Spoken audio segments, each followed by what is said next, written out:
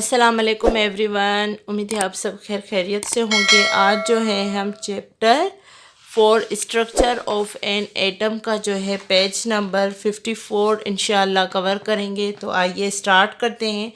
आज का जो हमारा टॉपिक है वो है structure of an atom called sodium. तो एटॉमिक स्ट्रक्चर ऑफ सोडियम पढ़ेंगे। Basically look at the atom of sodium. Sodium के एटम को जो है देखें, आज हम ये पढ़ेंगे। It has 11 protons. तो सोडियम एटम में कितने प्रोटॉन्स मौजूद है? 11 प्रोटॉन्स, यानी पॉजिटिव चार्ज कितनी मौजूद है? 11 चार्जेस मौजूद हैं।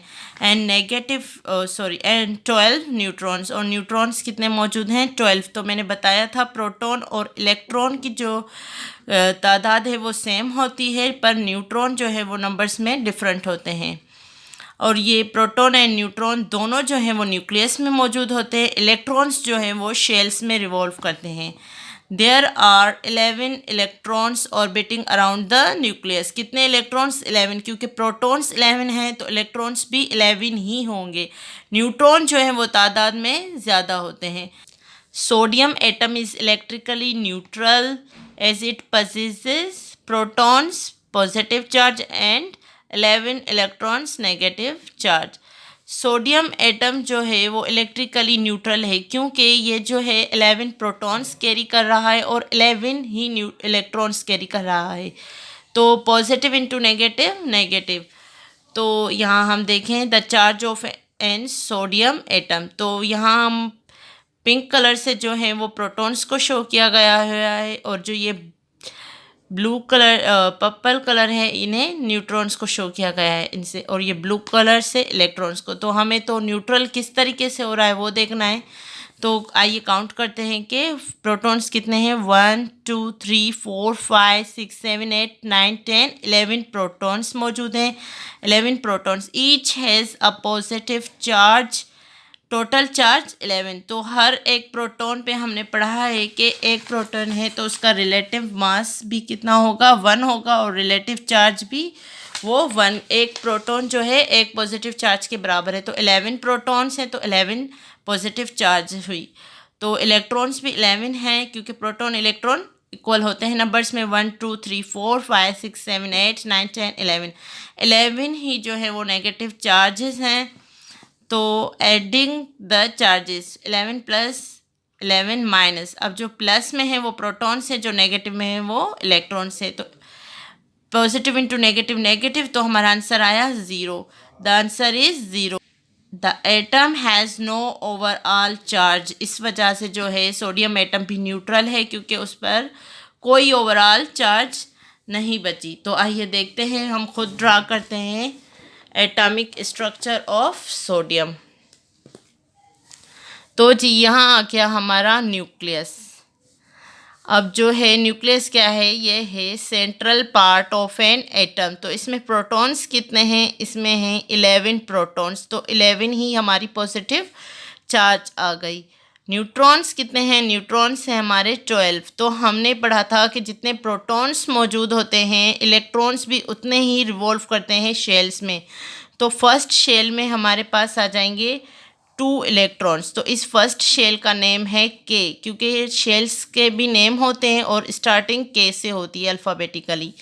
तो 11 प्रोटॉन्स हैं तो 11 इलेक्ट्रॉन्स हैं। तो फर्स्ट शेल में के की जो कैपेसिटी है, के जो है वो सिर्फ 2 इलेक्ट्रॉन्स को होल्ड कर सकता है, इससे ज़्यादा नहीं। तो 2 नेगेटिव चार्जेस आ गई के शेल में।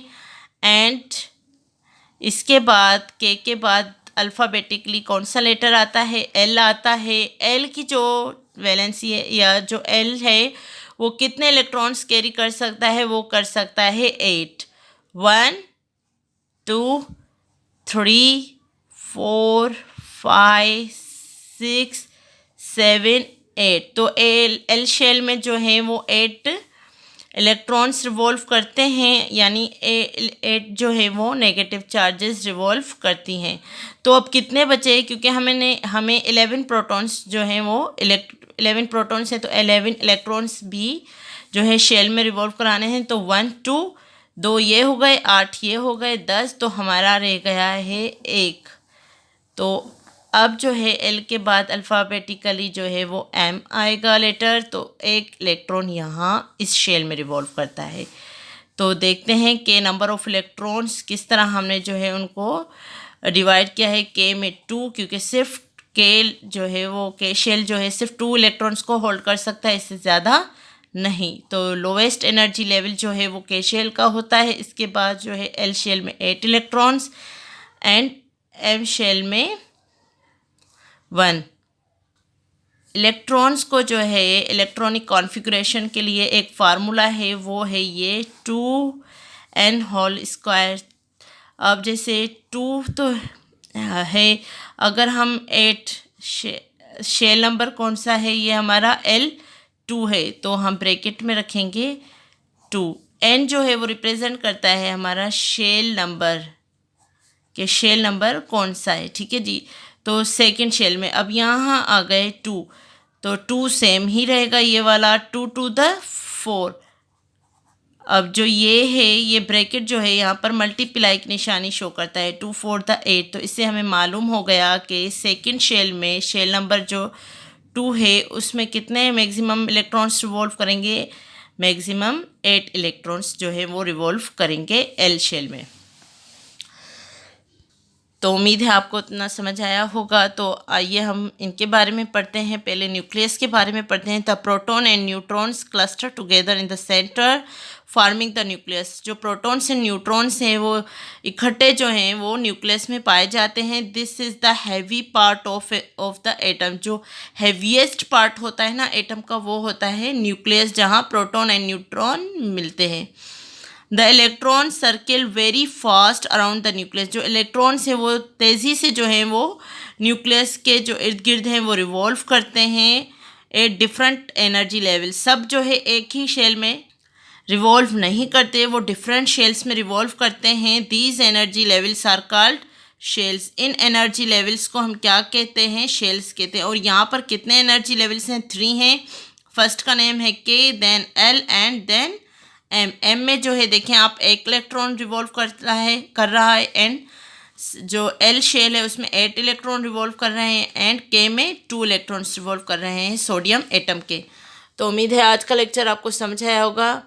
नेक्स्ट लेक्चर में हम इससे आगे पढ़ेंगे। तब तक के लिए अल्लाह हाफिज़। तब तक आप मेरा चैनल लाइक करें, शेयर करें, सब्सक्राइब करें। थैंक्स।